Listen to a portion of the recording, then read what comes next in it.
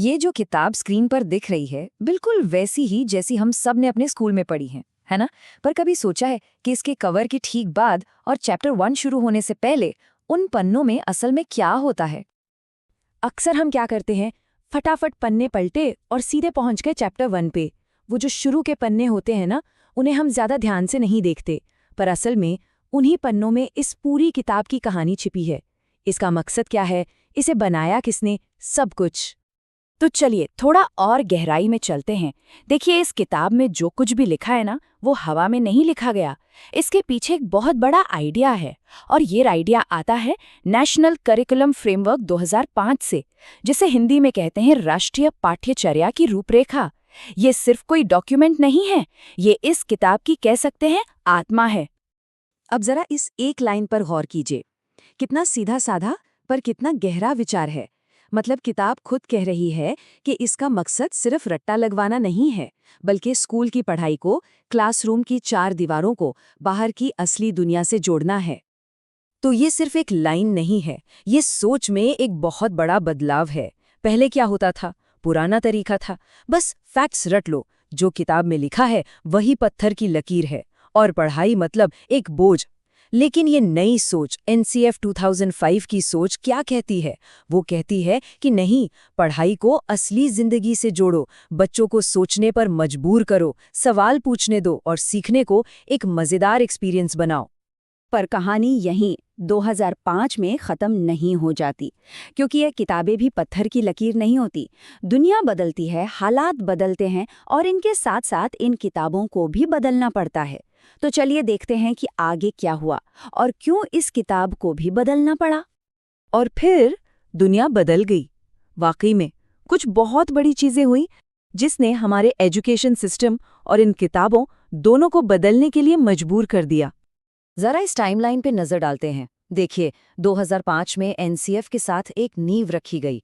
फिर आया 2020 और कोविड-19 महामारी। अचानक से महसूस हुआ कि बच्चों पर पढ़ाई का बोझ बहुत ज्यादा है, इसे कम करना जरूरी है।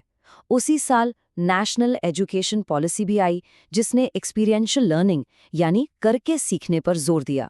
इन सब का नतीजा क्या हुआ?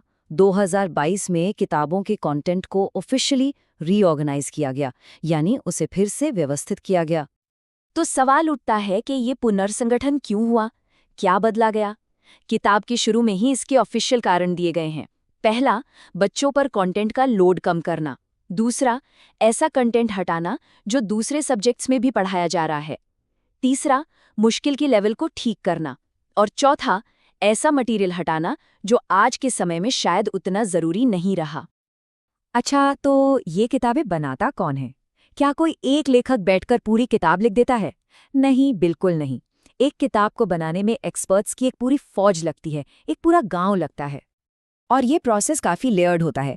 सबसे ऊपर एक एडवाइजरी कमेटी होती है, जिसे प्रोफेसर हरि वासुदेवन जैसे बड़े एक्सपर्ट्स हेड करते हैं। फिर उनके नीचे होते हैं चीफ एडवाइजर, जैसे प्रोफेसर एमएच कुरैशी। फिर आती है एक डेवलपमेंट कमेटी, जिसमें असल टीचर्स और लेक्चरर्स होते हैं जो जमीनी हकीकत को समझते हैं। मतलब ये एक जबरदस्त टीम वर्क है। और सबसे कमाल की बात यह है कि ये टीम सिर्फ प्रोफेसर्स और टीचर्स तक ही सीमित नहीं है।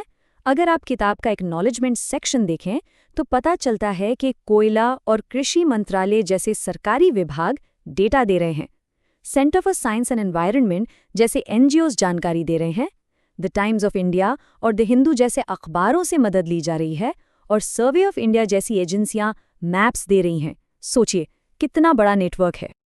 तो जब हम इन सब चीज़ों को एक साथ रखकर देखते हैं, तो इस साधारण से दिखने वाली टेक्स्ट बुक की एक बिल्कुल अलग, एक बहुत गहरी तस्वीर सामने आती है। ये सिर्फ कुछ चैप्टर्स और फैक्ट्स का कलेक्शन नहीं है। तो अगली बार जब ये किताब हाथ में आए, तो इसे सिर्फ पन्नों का एक बंडल मत समझिए। ये एक जिंदा जागता डॉक्यूमेंट है, एक ऐसा डॉक्यूमेंट जो बताता है कि एक देश अपनी शिक्षा के बारे में क्या सोचता है, दुनिया में हो रहे बदलावों पर कैसे रिएक्ट करता है, और ये सैकड़ों हजारों लोगों की मिलीजुली मेहनत का नतीजा है।